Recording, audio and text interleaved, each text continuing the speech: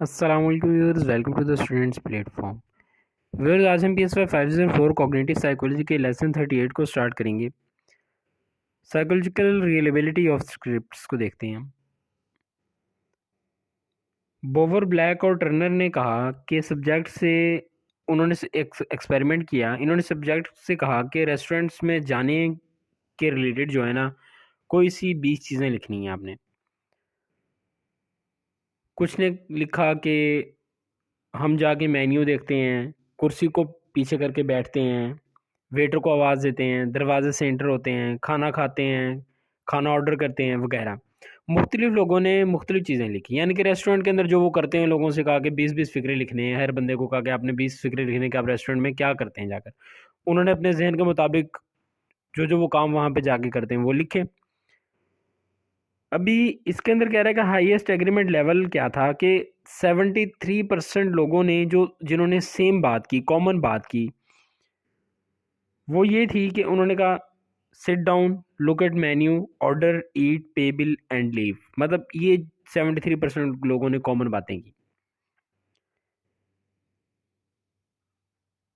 یہ چیزیں لوگوں نے اپنے اسکیما سے لیں. جنرل اسکیما جو ان کے ذہن میں بنا ہوا تھا کہ وہ ایک ریسٹورنٹ میں جاتے ہیں وہ، اور کس طرح کھانا کھاتے ہیں اور کیا وہ، یہ سارا ایک جنرل اسکیما تھا ہر بندے کے ذہن میں بنا ہوا. تو ان کی جو کامن چیزیں تھیں وہ میں نے آپ کو بتا دیں کہ وہ 73% لوگوں کا اسکیما جو ہے ایک قسم کا کہہ لیں گے جنرل اسکیما تھا، جو کہ سب کا ایک ہی طرح کا بنا ہوا تھا. میموری آف سٹوریز کے اندر کہہ رہا ہے کہ باور نے ایکسپیریمنٹ کیا. اس نے سبجیکٹس کو مختلف سٹوریز سنائیں، انہیں سٹوریز یاد کروائیں. کچھ میں ان کے اصل اسکرپٹ شامل تھے اور کچھ میں ان کی اصل اسکرپٹ شامل نہیں تھے. مثلا اگر شادی کی سٹوری دکھائی گئی، سنائی گئی، تو اس کے اندر شادی کے اندر جو کچھ ہوتا ہے نا وہ کچھ سارا سٹوری کے اندر شامل تھا. لیکن کچھ سٹوریز شادی کے ریلیٹڈ اس طرح کی سنائی گئیں، اس طرح کی دکھائی گئیں کہ ان کے اندر شادی کے اندر جو کچھ ہوتا ہے نا، مطلب ہٹ کر تھا، نارمل روٹین سے ہٹ کر کچھ ہوا شادی کے اندر. اصل جو اسکرپٹ تھا شادی کا، اصل جو مین تھیم ہوتی ہے اسٹوری کی، شادی کی جو مین تھیم ہوتی ہے نا، وہ اسٹوری میں شامل نہیں تھی. بعد میں سبجیکٹس کو ان سٹوریز کو ریکال کرنے کو کہا گیا تو میکسیم نے ان سکرپٹس کو بھی سٹوری میں شامل کر دیا جو کہ ان کا حصہ نہیں تھے. مثلا اب بھی دوبارہ وہی بات کر رہا ہوں میں کہ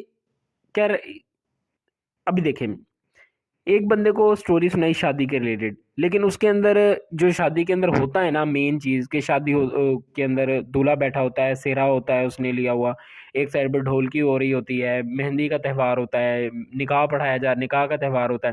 مطلب کہانی تو شادی کی تھی، لیکن اس کے اندر یہ سب چیزیں نہیں تھیں، کچھ ہٹ کے کہا گیا تھا، اصل اسکرپٹ سے ہٹ کے بات کی گئی تھی.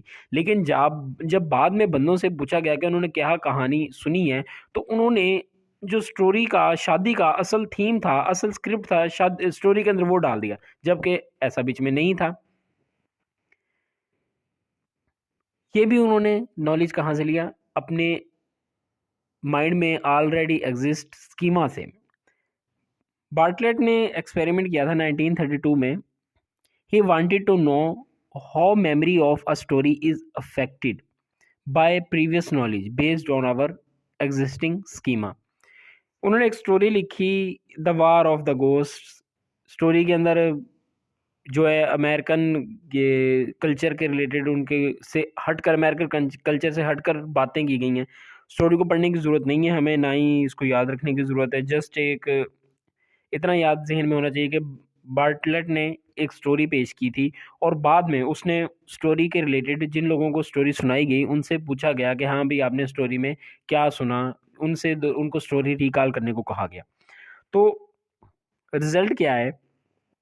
جب لوگوں کو وہی سٹوری سنانے کو کہا گیا تو انہوں نے بہت سی چیزیں اس میں سے سکپ کر دیں جو ان کے اسکیما سے میچ نہیں کر رہی تھی. انہوں نے بہت سی کنسیپٹس کو چینج بھی کر دیا اور خود سے بہت سے نئے فیکٹس، کنسیپٹس اس میں شامل کر دیے، کیونکہ جو چیز ان کو اپنے اسکیما کے مطابق لگی وہ انہوں نے خود سے ڈال دی. جس طرح پیچھے میں نے اگزامپل دی تھی شادی کی، کہ شادی کے اندر، سٹوری کے اندر تو شادی والی چیزیں نہیں بتائی گئی تھی، لیکن لوگوں سے جب سٹوری سنی گئی تو انہوں نے وہ چیزیں جو کہ شادی کے اندر عام طور پر ہوتی ہیں لیکن سٹوری میں نہیں تھی، وہ بھی انہوں نے بیچ میں ڈال دی. Applications for studying 5 things to improve our memory. 5 چیزیں جو میموری کو امپروو کرنے میں استعمال ہوتی ہیں. میتھڈ آف لوسائی، PQ4R میتھڈ ہے, ایلیبوریٹ ہے, اسپیسنگ افیکٹ ہے, انکوڈنگ ویریبلٹی ہے. یہاں پہ ہم میتھڈ آف لوسائی کو ہم ڈیٹیل سے پڑھیں گے, باقی شارٹ سا اس نے بتایا ہوا ہے ان کے بارے میں, باقی 4 جو میتھڈز ہیں تو ان کو ہم جو ہے نا یہاں پہ اسکپ کریں گے. نیکسٹ لیکچر میں ان سب کو ایکسپلین کیا گیا ہے, کافی وضاحت کے ساتھ بیان کیا گیا ہے, لہٰذا میتھڈ آف لوسائی کو ہم صرف یہاں پہ دیکھیں گے, اس کی ایکسپلینیشن کو. لوسائی plural of locus main location.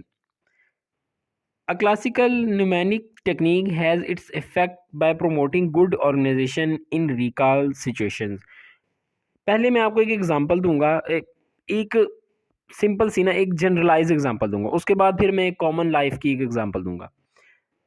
Example کچھ اس طرح ہیں کہ آپ اپنے گھر سے لے کر ایک شاپ تک جاتے ہیں روزانہ, ٹھیک ہے, ڈسٹینس ہے بیچ میں تھوڑا سا, آپ نے ریکال کرنا ہے, اپنے ذہن میں امیجری بنانی ہے کہ آپ گھر سے باہر نکلے, سامنے کیا ہے, ایک خالی پلاٹ, تھوڑا سا آگے گئے, ایک موڑ ہے, موڑ پر وہاں پہ ایک درخت لگا ہوا ہے, ایک نیم کا درخت لگا ہوا ہے, چھوٹا پودا لگا ہوا ہے.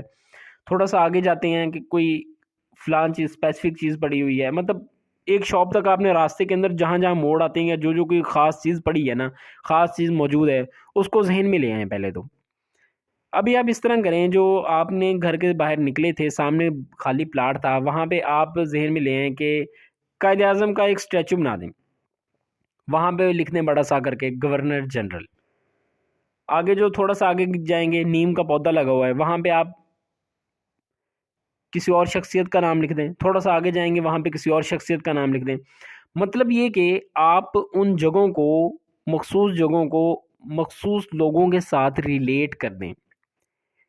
اس سے کیا ہوگا, جب آپ باہر نکلیں گے نا, یہ سب آپ کیا کر رہے ہیں, اپنے ذہن میں کرنا ہے, یہ واقعی نہیں کرنا چاہ کے, اپنے ذہن کے اندر اس کو امیجری بنانی ہے, اس چیز کے اپنے ذہن کے اندر ایک تھاٹ بنانی ہے, ایک تصور لانا ہے اپنے ذہن میں صرف. ابھی آپ ذہن میں ہی سوچیں, اب آپ باہر نکلے ہیں, آپ کو قائد اعظم کا اسٹیچو نظر آیا ہے سامنے, تھوڑا سا آگے گئے ہیں, کسی اور شخصیت کا اسٹیچو نظر آیا, تھوڑا سا اور آگے گئے ہیں, مطلب کہ علامہ اقبال کا اسٹیچو آپ کو نظر آیا.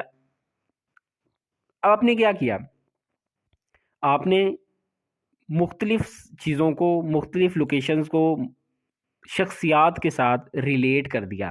اس طرح کیا ہوگا کہ آپ کے ذہن میں وہ شخصیات آ رہی ہیں, ٹھیک ہے, آپ کے ذہن میں ایک خالی پلاٹ نہیں آ رہا, ابھی آپ کے ذہن میں کیا ہے کہ سامنے آئے ہیں قائد اعظم کا اسٹیچو ہے, نیم کے پودے کے پاس گئے تو آپ کے ذہن میں نیم کا پودا نہیں ہے, آپ کے ذہن میں کیا ہے, علامہ اقبال کا اسٹیچو ہے. اس طرح آگے چلتے جائیں گے, شخصیات کا, لوگوں کا کے اسٹیچوز یا ان کی تصاویر آپ کے سامنے آتی جائیں گی. ابھی اس کا مقصد کیا ہے, میتھڈ آف لوسائی کا مقصد کیا ہے؟ پہلے تو میں آپ کو اس کا پریکٹیکل یوز جو پہلے ہوتا تھا وہ بتاتا ہوں. پہلے جب سوال یہ تھا کہ جو اسٹیج ڈراماز ہوتے تھے یا لوک ڈراماز ہوتے تھے, جس کے اندر لوگ بہت بڑے بڑے جو لائیو شو ہوتے تھے, اور لوگ ان کے اندر کافی حد تک چیزیں جو زبانی یاد کرتے تھے, اسکرپٹ جو ہے وہ زبانی کیسے یاد کر لیتے تھے. تو ان کا ایک طریقہ یہ تھا کہ وہ ایک فقرے کو یا ایک پیرے کو ایک چیئر کے ساتھ, ایک لوکیشن کے ساتھ وہ نا منسوب کر دیتے تھے. اب وہ پریکٹس کر رہا ہے ایک بندہ آگے, جس نے آگے اسکرپٹ پڑھنا ہے, جس نے ایکٹنگ کرنی ہے آگے, وہ کیا کرے گا, چیئر نمبر 15 کی طرف دیکھے گا, 15 کے ساتھ فلاں فقرہ منسوب کر دے گا. ہال کے ایک رائٹ سائڈ والے کونے کی طرف دیکھے گا تو فلاں فقرہ منسوب کر دے گا. مطلب اس کے ذہن میں ہوگا کہ میں جب اس سائڈ پہ دیکھوں گا, رائٹ سائڈ کی طرف دیکھوں گا اس کونے میں, تو مجھے یہ فقرہ بولنا ہے. میں چیئر نمبر 15 کی طرف دیکھوں گا تو مجھے یہ فقرہ بولنا ہے. مطلب مختلف لوکیشنز کے ساتھ مختلف کنسیپٹس کو, مختلف سینٹینسز کو وہ ریلیٹ کر رہا ہے, جس سے یہ چیز اس کے ذہن میں رہتی ہے, اس کو یہ یاد رہتی ہے. میرا خیال آپ لوگ میری بات سمجھ رہے ہیں. اب نارمل زندگی کی لائف کی ہماری اگزامپل یہ ہے کہ آپ لوگ کمرہ امتحان میں جاتے ہیں, آپ ایسا کریں گے جہاں آپ نے امتحان دینے جانا ہے نا, ٹائم سے پہلے چلے جائیں, وہاں آپ جائیں, آپ پنکھے کو جو ہے نا, ڈفرینٹ کنسیپٹ جو مکس اپ ہو رہے ہیں آپ کے ذہن میں, آپ کیا کریں, پنکھے کی طرف دیکھیں تو آپ ایک کنسیپٹ کو پنکھے کے ساتھ ریلیٹ کر دیں, ایک کنسیپٹ کو کھڑکی کے ساتھ ریلیٹ کر دیں. آپ خود کر کے دیکھیں گا, اس طرح یہ بہت ایزی ہوگا. مطلب آپ چیزوں کو یاد رکھنے لگ جائیں گے. ایک کنسیپٹ کو, ایک چیز کا کنسیپٹ آپ ٹیبل کی طرف ساتھ منسوب کر دیں, مطلب جب آپ پنکھے کی طرف دیکھیں گے نا تو فلان چیز کا کنسیپٹ آپ کے ذہن میں آ جائے گا. آپ ٹیبل کی طرف دیکھیں گے تو اس کے ساتھ جس چیز کو آپ نے ریلیٹ کیا تھا اس چیز کا کنسیپٹ آپ کے ذہن میں آ جائے گا.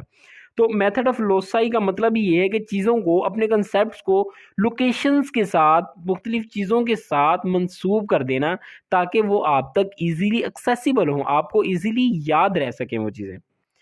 تو ویورز میں امید کرتا ہوں کہ آپ کو اس کی سمجھ آ گئی ہوگی. سیکنڈ PQ4R میتھڈ ہے اور ایلیبوریشن، یہ سارے میتھڈ جو ہیں ہم انشاءاللہ تعالیٰ نیکسٹ لیسن میں ڈیٹیل کے ساتھ اسی طرح بالکل ایگزامپلس کے ساتھ پڑھیں گے. ملتے ہیں نیکسٹ لیسن میں. ٹل دین ٹیک کیئر. اللہ حافظ.